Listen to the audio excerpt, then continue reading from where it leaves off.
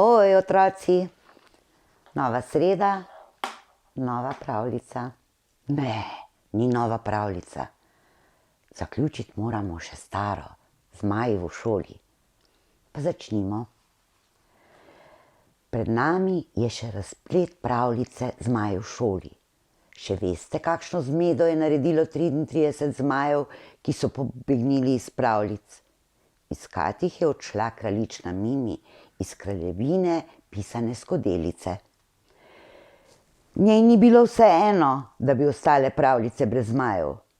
Na pot je vzela veselje, radovednost in dežnik, če bi slučajno deževalo. Odšla je za svojim nosom in zbirala informacije o zmajih. Ker je bila zelo radovedna, jo je pot pripeljala do knežjega mesta Celja. In tam, na drugi osnovni šoli, je našla 3 zmaje, ki so prišli iskat nova znanja.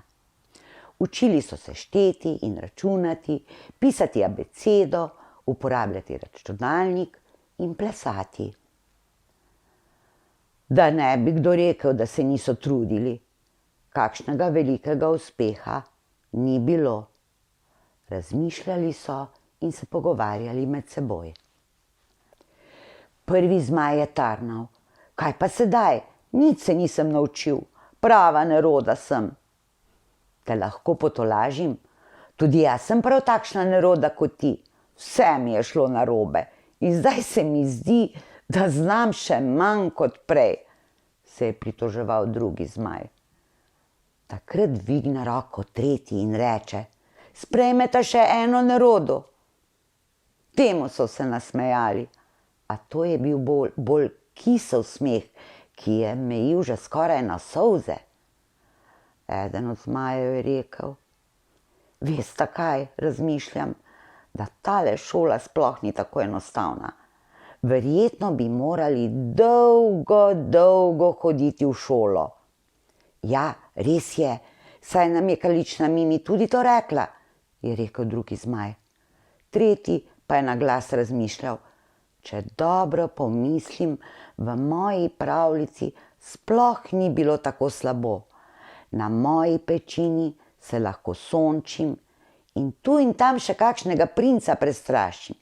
Drugi je dodal: iz mojega stolpa je čudovit razgled in kako zabavno je, ko vitezi, princi in kraljeviči plezajo na moj stolp, da bi se pokazali pred svojimi princesami in kraljičnami. Jaz pa samo bruhnem ogenj in vsi zbežijo. V moji votlini je mir in tišina in vse kraljične me imajo rade zaradi mojih 3 glav. Najbolje bo, da jo odsvremo nazaj v svoje pravljice. Tam nam čisto nič ne manjka. Zdaj imamo abecedo na plakatih, kocke za preštevanje, računalnike in še zgoščenko. Če bo glasba dovolj glasna, jo bomo slišali vsak svojo pravljico. In zamislite si, kako nam bo lepo, so se strinjali čisto vsi s tem. Zmaji so se odpravili kar proti izhodu šole, a jih je ustavila kraljična Mimi. Takole bi jo popihali iz druge osnovne šole, ne da bi se zahvalili in poslovili od prijaznih učiteljic. S kraljično Mimi so se vrnili, se lepo zahvalili in poslovili. Najbolj so bili navdušeni nad njimi otroci, prosili so jih, da jim pokažejo, kako bruhajo ogenj. Zanimalo pa jih je tudi to, če dvoglavega in troglavega zmaja bolijo vse glave, če imajo vročino. Zmaji so jim povedali, da nikoli ne zbolijo in da na srečo nikoli nimajo glavobola. Pomahali so si v slovo in se odpravili naprej za nosom kraljične Mimi proti pravljicam. Kraljična Mimi se je želela še malo pogovoriti z njimi. Zato jim je predlagala, da se povzpnejo na Stari grad, ki že stoletja čuva knežje mesto Celje. Vsi zadihani in utrujeni so prišli do gradu.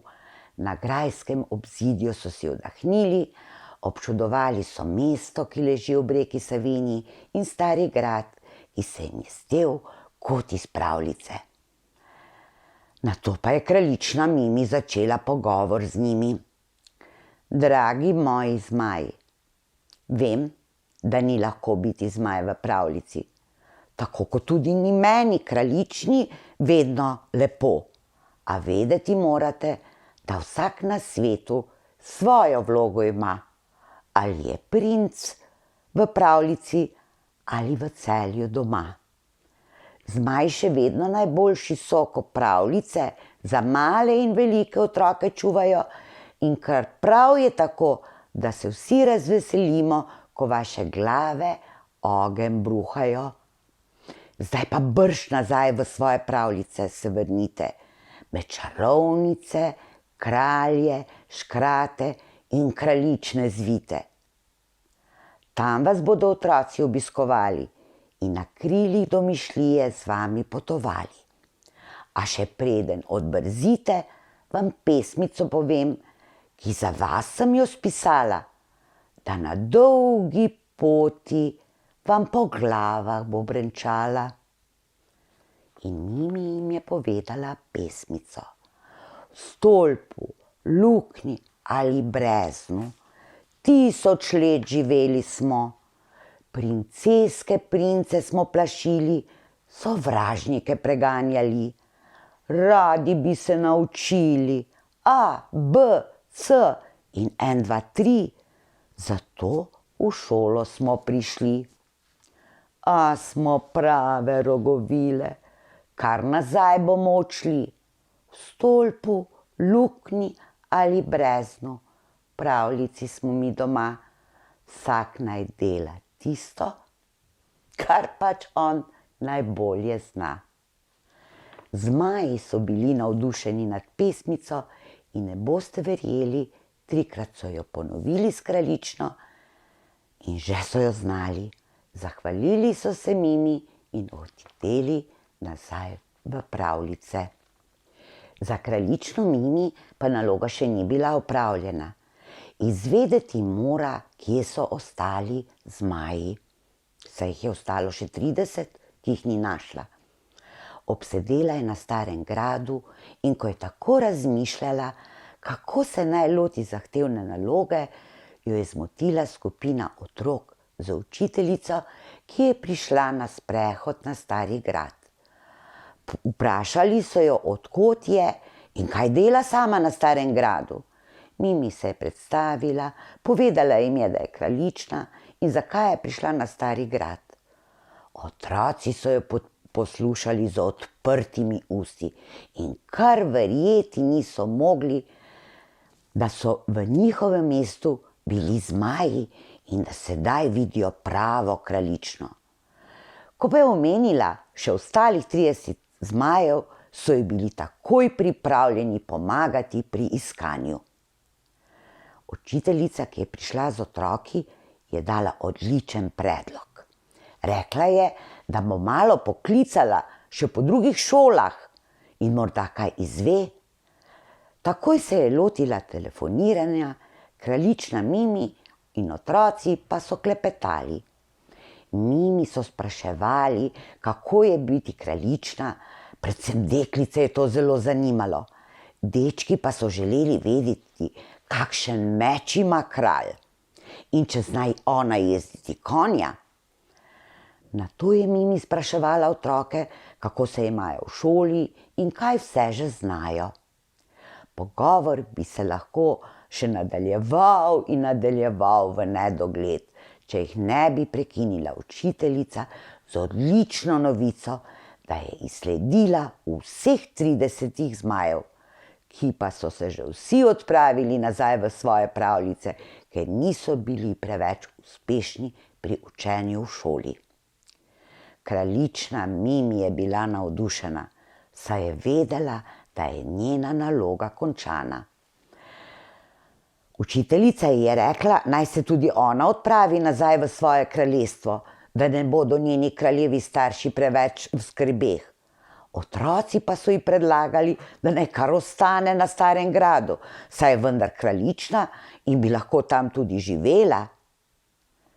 Kraljična Mimi se je zahvalila za povabilo, a je raje poslušala učiteljico. Vedela je, da ima prav. Poslovila se je in se odpravila nazaj za svojim nosom proti kraljevini pisane skodelice. Še vedno je imela s seboj veselje. Saj veste, če si vesel, je vse lažje. Radovednost. Brez radovednosti bi bolje bilo ostati doma in dežnik, če bi slučajno deževalo. Na poti je razmišljala, kaj vse je videla in doživela.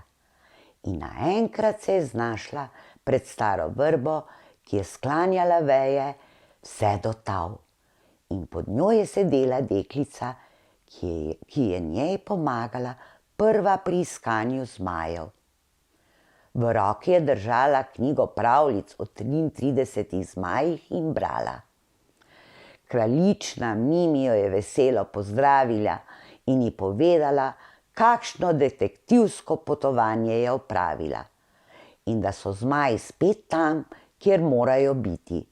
Deklica je rekla, da je ves čas močno držala pesti, da ji uspe, in da je med branjem pravljic videla, da se zmaji počasi vračajo točno tja, kjer morajo biti. Objeli sta se, deklica je nadaljevala z branjem, kraljična Mimi pa se je odpravila proti domu. Na grajskem dvorišču je naletela na svojega kraljevskega brata, ki je začel na ves glas kričati, ko jo je zagledal.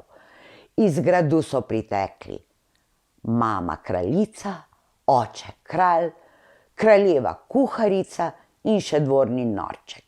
Vsi so bili strašansko veseli, da je doma. In oče kralj je takoj ukazal, da bojo imeli v čast kraljični Mimi ples, ker je ona tako dobro opravila svojo nalogo, ki si jo je zadala. A Mimi se je temu uprla, ker ji ples ne zanima. Najprej je želela pogledati, če je v gradu in okoli njega vse v redu in če je slučajno kdo kaj izgubil, da seveda ona to hitro najde. Ko se je poleglo navdušenje domačih, da je Mimi zopet doma, je odšla v posteljo in od utrujenosti takoj zaspala. Sanjala je o zmajih, o šoli in o škratih, ki so pobegnili iz čisto drugih pravljic. Morda kraljično Mimi kdaj srečate in če jo, ji pomagajte najti odgovore na kakšno zavito in zavozlano vprašanje. Tako, dragi otroci, zmaje smo pospremili nazaj v pravljice. Vi, dragi otroci, in seveda tudi starši, ostanite zdravi in se vidimo naslednjo sredo. Če ste uživali ob moji zgodbici, jo všečkajte in se naročite na moj kanal Metka Paštetka. Oj!